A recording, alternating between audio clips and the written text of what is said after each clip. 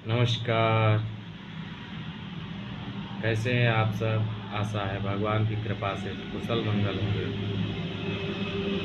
एक समय की बात है, एक राजा जो था वह किसी जंगल के मध्य से गुजर रहा था शिकार के उद्देश्य से। राजा लोग पुराने ज़माने में ज़्यादातर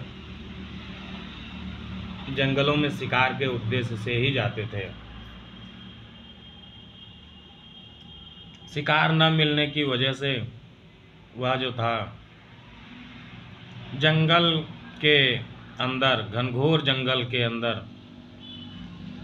पहुंच गया था। धीरे धीरे करके राजा के साथ काफ़ी सिपाही भी थे। वह जब घोर जंगल में पहुंच गए तो उनको शिकार तो नहीं मिला, लेकिन डाकुओं का रहने या छिपने का एक अड्डा जरूर मिल गया।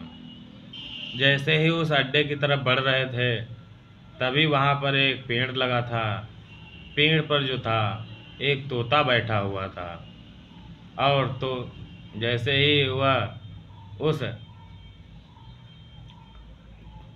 डाकुओं के अड्डे में घुसने का प्रयास किए, वैसे ही वह तोता जो था चिल्लाने लगा कि पकड़ो पकड़ो, राजा आया है, राजा के पास बहुत सारा माल होगा, दौड़ो दौड़ो जल्दी आओ पकड़ो। यह सुनकर राजा बड़ा आश्चर्य में पड़े। तभी घोर जंगल के बीच से कुछ आवाज़ें सुनाई देने लगी। राजा और उनके सिपाहियों को लगा कि हो ना हो यह डाकुओं को संदेश पहुंचा दिया है, डाकू लोग आ रहे हों। यह सुनकर राजा और उसके सिपाही दोनों भाग खड़े हुए।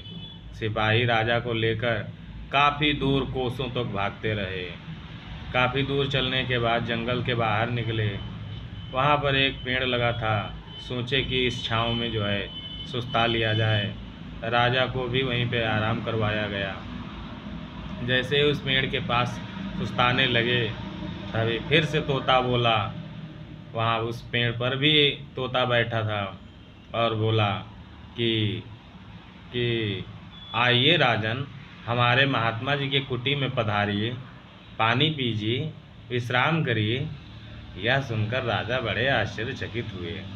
उन्होंने सोचा कि एक ही जाति का ये भी तोता है और वह भी तोता था, इन दोनों में इतना भेद कैसे? यह सोच ही रहे थे तभी उनके मन में ख्याल आया कि अंदर जाकर भी देखा जाए, क्या यह तोता सही बोल रहा है।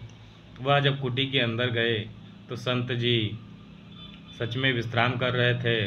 उन्होंने राजा का स्वागत किया और उन्हें जलपान कराया। राजा ने संत जी से अपने सारा वृत्तांत जो था, सारी कहानी जो थी बताई कि जंगल में ऐसी ऐसी घटना हुई।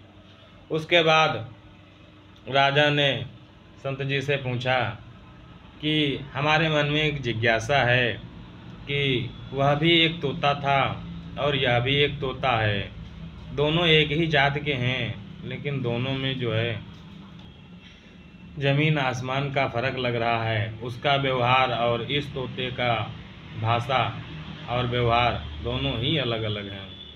ऐसे कैसा हो सकता है? संत जी ने कहा, अरे राजन, इसमें कोई बहुत बड़ी बात नहीं है। यह तो केवल संगत का असर है। जैसी जिसकी संगत होती है उसके अंदर वैसी ही रंगत चढ़ जाती है। संगति दो शब्दों से मिली है, मिलकर बनी। जैसे संग और गति, जैसा संग वैसी गति। अगर मूर्ख भी विद्वानों के साथ में रहने लगे तो वह भी विद्वान जैसा भासने लगता है, तथा विद्वान आदमी भी अगर मूर्खों के साथ में रहे तो वह विद्वान भी मूर्खता के उसके अंदर भी वैसे ही लक्षण आने लगते हैं।